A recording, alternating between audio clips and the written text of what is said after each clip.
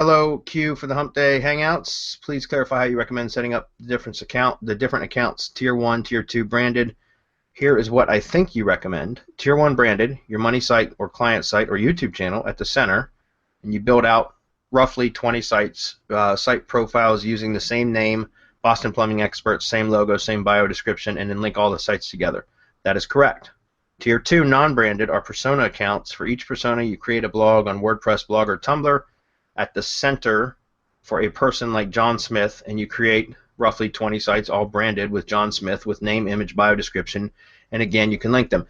Yes, except that the three blogs that you mentioned, WordPress, Blogger, and Tumblr, those aren't actually created for Tier 2s. Those are actually created during the Tier 1 process. You're going to use the WordPress, Blogger, and Tumblr from your Tier 1 network. Okay, those are going to be the trigger points for Tier 2. All right, so you don't need to. You would still create a WordPress, Blogger, and Tumblr for each of the Tier 2 rings, but those would be secondary or Tier 2 sites, not the center, not the trigger point. The trigger points would be Tier 1. Okay, so but you got your concept right. This feels different to the SendWire account setup on gigs on Fiverr, which talk about setting up 20 different personas and 20 accounts. But I think you regard those as orphans likely to be deleted. You got it. This does feel differently than the SendWire account setup because it is different. You know, part of the reason why our networks work so well is because we interlink everything the way that we do, and we're building an identity. The identity is really what makes them strong because we're in the semantic web, guys.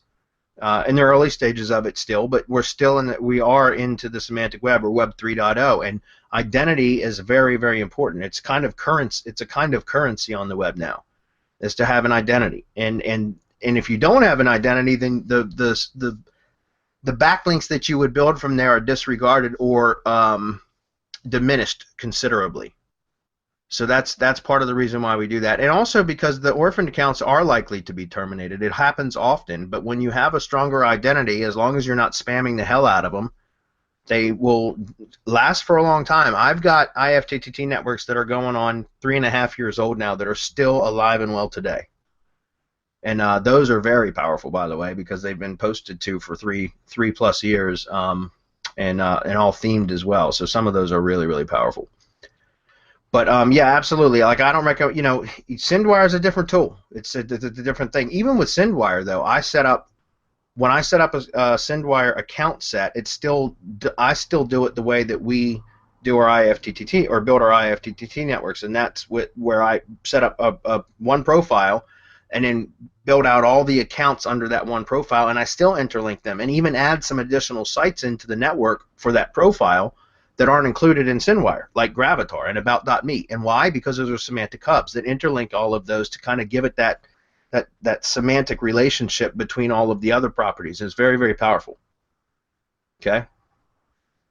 Do you ever connect? Just in case anyone's interested, what we're doing is what Tim Berners-Lee calls the giant global graph, and you can just Google it.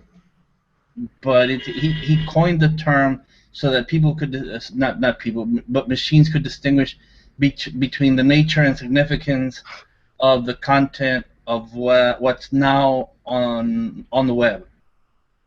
Okay, so it's just a way to distinguish everything, and what we do is we point everything so that when the machine comes in, when the algorithm comes in, or the bot, or wherever you want to call it, it can distinguish what we're doing and actually categorize it and say, okay, I understand distinctly, and this is where it goes, and then it can decide way better how to rank it. Otherwise, you're just letting Google in, and it's going to have to decide how to rank it and where to rank it and what it's about, and now you have a math problem trying to do all of this without guidance, and you're in trouble.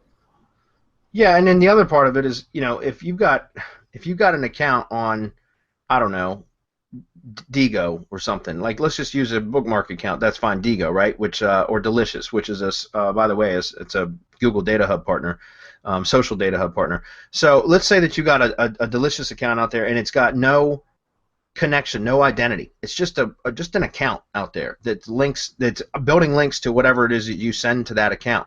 then is that as valuable as a delicious account that has a profile image and a bio and is linked to all of the other properties of the same profile, with the same profile, I mean, that and all the content is all related around the same theme, the same niche, the same topic? Which link is more powerful? You know, again, it gets back to what we're talking about, relevancy in trust flow and topical trust flow. And that's what we manipulate when we have these theme networks. So, you know, again, the Sendwire strategy, look, it works for certain things. There's nothing wrong with it. I'm not bad-mouthing Sendwire, but what we do is just, it's just a little bit more, it takes more work to do up front, but it also, through our testing, provides better results. And you can still do the same thing with Sendwire. You can just create the account sets with a strong identity for each set. And then you can group your sets inside of Sendwire to do the same thing, where you can set them up as themed groups, and that's how I do it.